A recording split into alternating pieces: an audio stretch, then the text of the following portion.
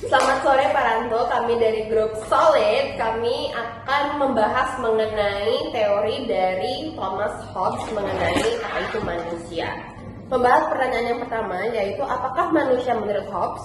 Menurut Thomas Hobbes sendiri, manusia itu pada dasarnya adalah makhluk yang memiliki kepentingan pribadi dan cenderung bersaing dengan sesamanya. Dalam Leviathan, di mana Hobbes menjelaskan bahwa terdapat 3 penyebab utama perselisihan, yaitu persaingan, pembelaan diri, dan juga keinginan akan kemasyhuran. Di mana Hobbes juga menyatakan bahwa tanpa adanya kekuasaan yang mengatur di kehidupan bersama, manusia itu akan dalam keadaan perang semua melawan semua. Maka dari itu, kelompok kami menyimpulkan bahwa menurut Hobbes sendiri, manusia adalah makhluk yang egois dan cenderung berkonflik demi mempertahankan kepentingan pribadi dan keamanannya sendiri.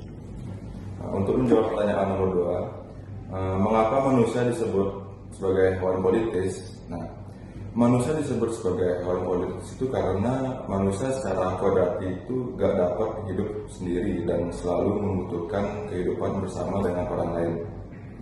Menurut Aristoteles, manusia secara alami hidup dalam polis atau negara. Hal ini menunjukkan bahwa kehidupan masyarakat merupakan bagian dari kodrat manusia. Selain itu, menurut Harvey Mansfield dalam A Student's Guide to Political Philosophy, manusia disebut sebagai hewan politis karena manusia memiliki kemampuan berpikir, berbicara, dan menentukan nilai baik maupun buruk dalam kehidupan bersama. Kutipan pendukungnya adalah "Man is by nature a political animal". Berdasarkan pendapat tersebut, kelompok kami menyimpulkan bahwa manusia disebut hewan politis karena manusia memiliki kecenderungan alami untuk hidup bersama, bekerjasama, dan membentuk tatanan sosial. Lanjut untuk pertanyaan ketiga, yaitu apa tujuan berdirinya negara menurut para filsuf. Nah, menurut salah satu filsuf yaitu Plato, di mana negara didirikan untuk memenuhi kebutuhan hidup manusia yang sebenarnya tidak dapat dipenuhi sendiri.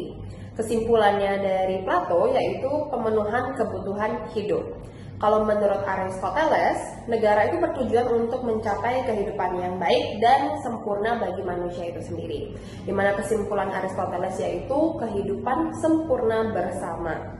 Kalau menurut Thomas Hobbes atau Hobbes, negara itu dibentuk untuk menciptakan keamanan dan menghindari konflik antar manusia, di mana kesimpulannya adalah untuk keamanan dan ketertiban.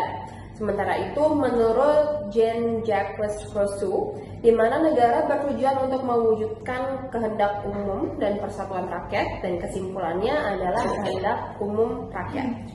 Oke, selanjutnya kita bahas untuk soal yang keempat, yaitu menurut kelompok kami tujuan berdirinya negara. Jadi menurut kelompok kami di sini, tujuan berdirinya sebuah negara adalah menciptakan sebuah kesejahteraan dan juga keamanan bagi seluruh masyarakat. Negara memiliki tanggung jawab untuk melindungi rakyat serta menciptakan kondisi kehidupan yang tertib dan juga sejahtera.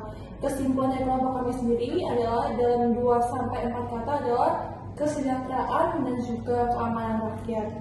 Sebagai penutupnya dari kelompok kami, berdasarkan hasil diskusi kelompok kami memahami bahwa setiap filsuf ini memiliki sebuah pandangan yang berbeda-beda mengenai manusia dan juga tujuan negara sendiri. Namun, secara umum, negara dibentuk untuk mengatur kehidupan bersama agar tercipta keteraturan dan juga kehidupan yang lebih baik.